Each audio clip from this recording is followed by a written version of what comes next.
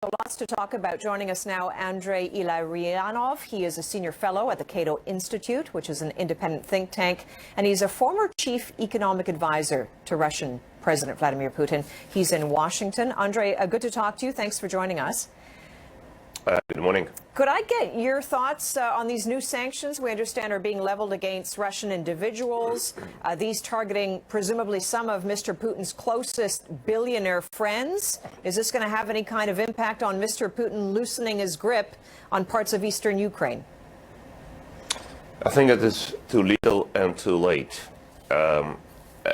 In fact, those sanctions that have been already implemented and are being implemented right now, to my mind, cannot produce any substantial effect on the behavior of Mr. Putin.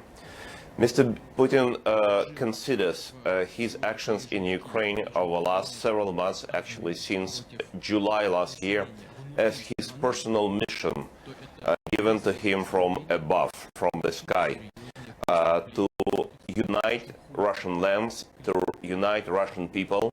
And that is why all possible sanctions that have been implemented against him, even against him, it is not yet, as we all know, but certainly against his friends, colleagues, and other members of his team, as a necessary price to be paid for fulfillment of this mission. Okay, and this so mission, that is why, yes, can I ask you, so it's to rebuild the Russian empire as it once was, or is this mission to protect his own money? Some say, look, he himself is worth more than 70 billion, perhaps.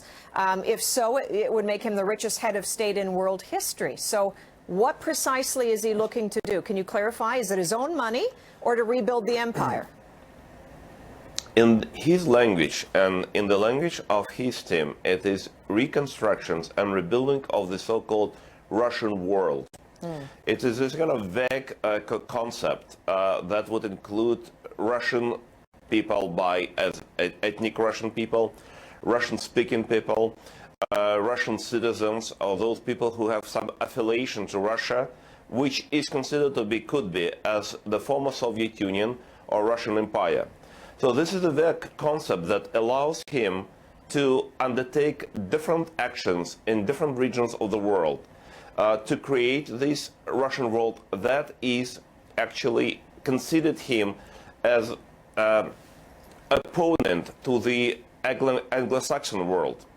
So that is why what Anglo-Saxon world is doing against him is considered to be a necessary price for reconstruction of this world. So just quickly, Mr. Illarionov, what is going to work? To target Putin with sanctions directly, or to target financial and energy sectors, which so far we see, it seems, there's not the will to do that?